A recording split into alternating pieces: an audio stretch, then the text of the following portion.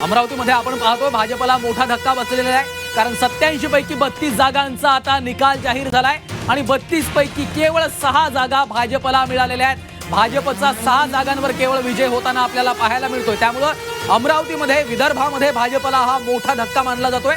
87 पैकी 32 जागांचा निकाल समोर आलाय आणि 32 पैकी केवळ 6 जागा ह्या भाजपच्या खात्यात जाताना आपल्याला पाहायला मिळतात। खरं तर देवेंद्र फडणवीसांनी संपूर्ण विदर्भामध्ये कशा पद्धतीने भाजपनं कॅम्पेन केलेलं होतं आपण बघितलं, मात्र भाजपला आता हा मोठा फटका म्हणावा लागेल। अगदी अमरावतीनं लोकसभा निवडणुकीमध्ये सुद्धा काँग्रेसला साथ दिल्याचे आपल्याला पाहायला मिळालं होतं आणि त्या ठिकाणी भाजपच्या उमेदवाराचा पराभव सुद्धा झालेला होता आणि आता सुद्धा काँग्रेसच्या बाजूनच या ठिकाणी अमरावती असल्याचं दिसून येत आहे। निश्चितच आणि मुंबई प्रभाग हे आपण बघतोय 185 मधनं रवी राजा यांचा पराभव झालाय, तर शिवडीमधून सपाचे इरम सिद्दीकी हे विजयी झालेले आहेत। प्रभाग क्रमांक 201 मधून सिद्दीकी यांचा विजय झालेला आहे। आपण पाहतोय एमआयएमचे अनवर अली हे सध्या पिछाडीवर असल्याचं देखील अपडेट आपल्यापर्यंत पोहोचत आहेत। तर कोल्हापूरमध्ये भाजपनं सरशी केलेली आहे। कोल्हापूरमध्ये भाजप 17, शिवसेना 13 जागांवर विजय झालेला आहे। काँग्रेसचे देखील 16 उमेदवार विजयी झाल्याचं आपण पाहतोय। काहीशी संमिश्र निकाल आपल्याला कोल्हापूरमधनं समोर येताना दिसत आहेत। भाजपनं आता सरशी घेतल्याचं चित्र आपण पाहतोय। तर प्रवीण दरेकर यांचे बंधू प्रकाश दरेकर हे विजयी ठरलेले आहेत। दहिसर प्रभाग क्रमांक 3 मधनं प्रकाश दरेकरांचा विजय झालेला आहे। भाजपचे नेते प्रवीण दरेकरांचे ते बंधू आहेत, त्यांचा आता विजय झाल्याचं समोर येत आहे। तर मुंबईमध्ये दोन्ही राष्ट्रवादी आणि मनसेला मात्र मोठा धक्का बसल्याचं चित्र आहे। मुंबईमध्ये राष्ट्रवादी आणि मनसेला खातं उघडता आलं नाहीये। मुंबईत दोन्ही राष्ट्रवादी आणि मनसेला मोठा धक्का बसल्याचं आपण पाहतोय। आपण बघतोय मुंबईमध्ये दोन्ही राष्ट्रवादी आणि मनसेलाही धक्का बसल्याचं आपल्याला पाहायला मिळत आहे। मुंबईत राष्ट्रवादी मनसेला खातं उघडता आलेलं नाही आहे। कलांमध्ये जरी पुढे आघाडीवर असले हे दोन्ही पक्ष तरी अजून उमेदवार निवडून येताना दिसत नाही आहेत। मुंबईमध्ये दोन्ही राष्ट्रवादी आणि मनसेला मोठा धक्का बसल्याचं पाहायला मिळतोय। आणि याच सध्या संदर्भात शिवसेना ठाकरे पक्षाच्या नेत्या सुषमा अंधारे यांची प्रतिक्रिया आलेली आहे, ती आधी पाहू। वायकरांची मुलगी असेल, राहुल शेवाळेंची भाऊजाई असेल, सरवणकरांचा मुलगा असेल किंवा स्वतः यामिनी जाधव असेल, यांची जी दानादान उडाली, यातनं एक स्पष्ट होतंय की खूप भले भले दिग्गज जरी कुठे कुठे गेले असले तरी ज्या सामान्य शिवसैनिकांच्या जीवावर ही शिवसेना उभी आहे, तो सामान्य शिवसैनिक, तो मुंबईकर याने असामान्य काम करत इथल्या सगळ्या दिग्गजांना धूळ चारलेली आहे। मी पुन्हा एकदा खात्रीनं सांगते, 3 वाजेपर्यंत चित्र वेगळं असेल आणि होय, आम्हाला खात्री आहे की महापौर ठाकरेंचं बसेल। सुषमा अंधारे यांना अद्यापही विश्वास असल्याचा आपण पाहतोय। 3 वाजेपर्यंत वाट पाहूयात असं त्या म्हणतायत। ठाकरेंचाच महापौर होणार असा विश्वासही त्यांनी व्यक्त केलेला आहे। तर तिकडे नवी मुंबईमध्ये सागर नाईक हे विजयी ठरलेले आहेत। गणेश नाईकांचे ते पुतणे आहेत। सागर नाईकांचा आता विजय झालेला आहे। नवी मुंबईत भाजपच्या सागर नाईक यांनी विजय प्राप्त केलेला आहे। भाजपनं नवी मुंबईच्या या निवडणुकीमध्ये सरशी साधल्याचं चित्र आपल्याला पाहायला मिळतं। तर संभाजीनगरात प्रदीप जयस्वालांचा मुलगा आघाडीवर आहे। ऋषिकेश जयस्वाल यांनी मोठी आघाडी घेतल्याचं पाहायला मिळत आहे। संभाजीनगरात प्रदीप जयस्वाल यांनी आपल्या मुलाला निवडणुकीच्या रिंगणात उतरलेलं होतं आणि त्यांचा मुलगा आघाडीवर असल्याचं पाहायला मिळत आहे। नवी मुंबईमध्ये भाजप जरी मुसंडी मारत असला तर गणेश नाईकांनी आपला बालेकिल्ला राखलेला आहे असंच म्हणावं लागेल। मागच्या अनेक वर्षांपासून गणेश नाईकांची सत्ता त्या ठिकाणी। पिंपरी चिंचवडमध्ये एक महत्त्वाची अपडेट आपण पाहतोय। पिंपरी चिंचवडमध्ये काय झालेलं आहे, शिवसेना 10, राष्ट्रवादी शरद पवार पक्ष एका जागेवर पुढे असल्याचं सध्याचं चित्र आपण पाहतोय।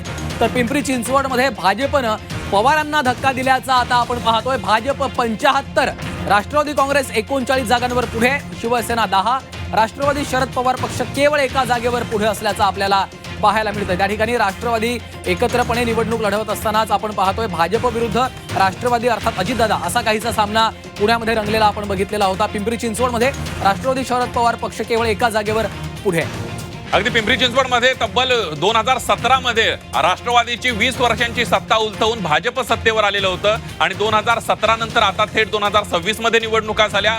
राष्ट्रवादीला आशा होती अजित पवारांच्या की आपला पक्ष सत्तेत येईल, पिंपरी चिंचवडकर पाठिंबा देतील, मात्र तसं होताना दिसत नाही आहे। निश्चितच कोल्हापूरमध्ये आपण पाहतोय भाजपनं सरशी साधलेली आहे। कोल्हापुरात भाजपच्या 17 तर शिवसेनेचा 13 जागांवर विजय झालाय. काँग्रेस 16 देखील- जागांवर उमेदवार विजयी झाल्याचं पाहायला मिळते. कुठेतरी भाजप आणि काँग्रेसमध्ये कमी जागांचा फरक आपल्याला श्रीकांत पाहायला मिळतोय कोल्हापूरमध्ये. निश्चितच त्यामुळे भाजपनं आता आपण पाहतोय की सेलिब्रेशनला देखील सुरुवात केलेली आहे. शिवसेनेचे सगळे नेते, कार्यकर्ते, पदाधिकारी या ठिकाणी जल्लोष करताना देखील आपल्याला पाहायला मिळत आहे. पुण्यामध्ये 90 जागांवर भाजप आघाडीवर आहे, राष्ट्रवादी 20, काँग्रेस 8 जागांवर आघाडीवर आहे.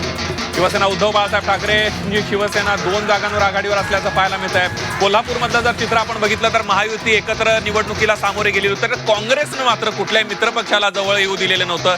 सतेज पाटील हे काँग्रेसचं नेतृत्व करत होते आणि काँग्रेस कुठेतरी महायुतीच्या जवळपास या ठिकाणी यश मिळवताना दिसत आहेत कोल्हापुरात. हा विजय जल्लोष आपण बघतोय उमेदवारांचा श्रीकांत. निश्चितच आपण पाहतो आता सेलिब्रेशनला काहीशी सुरुवात झाली आहे असंच म्हणावं लागणार आहे.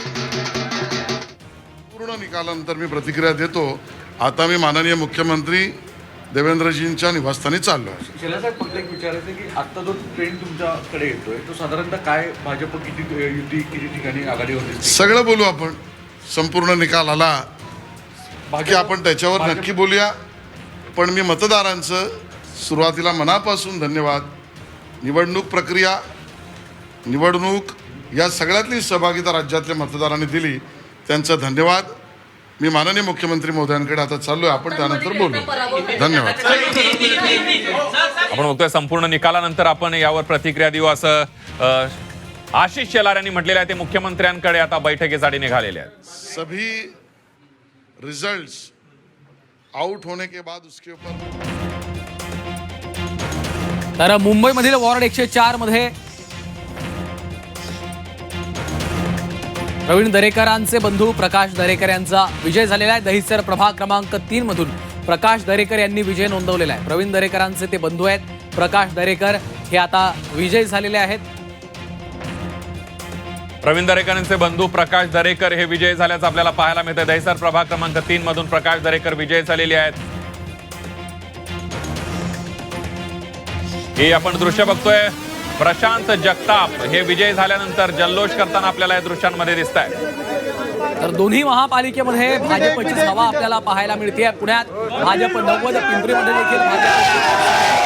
आता प्रशांत जगताप यांनी निवडणुकांची सगळी घोषणा झाल्यानंतर पक्ष बदललेला होता. राष्ट्रवादी शरद पवार पक्षातून त्यांनी राजीनामा देऊन ते काँग्रेसमध्ये आले आणि त्यांनी निवडणूक लढवली आणि विजय मिळवला. यानंतर बघूया ठाकरेंच्या शिवसेनेच्या सोनम जामसुदकर यांचा विजय झालेला आहे. आताच्या घडीची मोठी बातमी. मुंबईत प्रभाग क्रमांक 210 मधून सोनम जामसुदकर यांचा विजय झालेला आहे.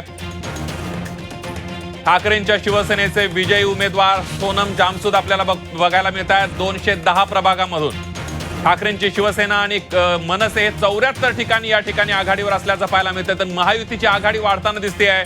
128 जागांवर महायुती आघाडीवर पाहायला मिळते आहे. कोल्हापुरात 81 पैकी 51 जागांचे निकाल जाहीर झालेले आहेत. कोल्हापुरातली एक ब्रेकिंग बातमी. भाजप 17, शिवसेना 14 जागांवर विजय झालेली आहे. राष्ट्रवादी 2 तर काँग्रेस 16 जागांवर विजय झाल्याचं पाहायला मिळतंय. काँग्रेस आणि भाजपमध्ये अवघ्या 1 जागेचं अंतर आहे. निश्चितच 81 पैकी 51 जागांचे हे निकाल जाहीर झालेले आहेत. त्यामुळे भाजप 17, शिवसेना 14 जागांवर विजय आणि काँग्रेस 16 जागांवर विजय होताना आपल्याला कोल्हापुरात पाहायला मिळते. सतेज पाटलांच्या नेतृत्वाखाली आपण पाहतोय की गेल्या काही दिवसांपासून कशा पद्धतीनं तिथं काँग्रेसनं तयारी देखील केलेली आपण बघितलेली होती आणि आता त्याला काहीसा चांगला प्रतिसाद काँग्रेसला तिथं मिळालेला. कोल्हापूर कसं तुम्ही म्हणशीला तसं अशा प्रकारची टॅगलाईन घेऊन सतेज पाटील या निवडणुकीच्या मैदानात उतरले होते. कोल्हापूर, अमरावती आणि कुठेतरी लातूरमध्ये काँग्रेससाठी थोडेसे दिलासादायक निकाल आहेत असं म्हणावं लागेल श्रीकांत. निश्चितच कोल्हापूरमध्ये 81 पैकी 51 जागांचे हे निकाल सध्या जाहीर झालेले आहेत आणि त्यामध्ये आपण पाहतोय की आता काँग्रेसनं 16 जागा जिंकलेल्या आहेत. कोल्हापूरमधली आपण पाहतोय निकाल ग्राफिकच्या माध्यमातून. भाजप 18, शिवसेना 14, राष्ट्रवादी 2, शिवसेना ठाकरे पक्षाला 1 जागा, मनसेला इथं खातंही उघडता आलं नाहीये. शरद पवारांच्या राष्ट्रवादीला देखील 0. काँग्रेसनं मात्र 16 जागांवर आपला विजय नोंदवलेला आणि इतर 1 जागा. मुंबईमध्ये एमआयएमचा 3रा उमेदवार विजय झालेला आहे. आताच्या घडीची एक मोठी बातमी. 136 प्रभागामधून जमील कुरेशींचा विजय झालेला आहे. एमआयएमनं सुद्धा आता मुंबई महापालिकेमध्ये प्रवेश केल्याचं पाहायला मिळतंय. 3रा उमेदवार त्यांचा विजय झालेला आहे. आताच्या घडीची एक मोठी बातमी आपण बघतोय. प्रभाग क्रमांक 136 मधून जमील कुरेशींचा विजय झाल्याचं पाहायला मिळत आहे. निश्चितच MIMचा तिसरा उमेदवार आता विजयी ठरताना आपल्याला पाहायला मिळतोय. MIMचे तिसरे उमेदवार हे विजयी होताना मुंबईत आपल्याला पाहायला मिळत आहे. प्रभाग 136 मधून जमील कुरेशी यांनी आपला विजय नोंदवले. अगदी. आणि या सगळ्यामध्ये आपण बघतोय की कशा पद्धतीनं MIM सुद्धा मुंबई महापालिकेमध्ये प्रवेश करताना आपल्याला पाहायला मिळतंय. तिसरा उमेदवार विजय झालेला आहे MIMचा. प्रभाग 136 मधून MIMचा तिसरा उमेदवार जमील कुरेशी हे मुंबई महापालिकेवर आता विजय झाल्याचं पाहायला मिळत आहे.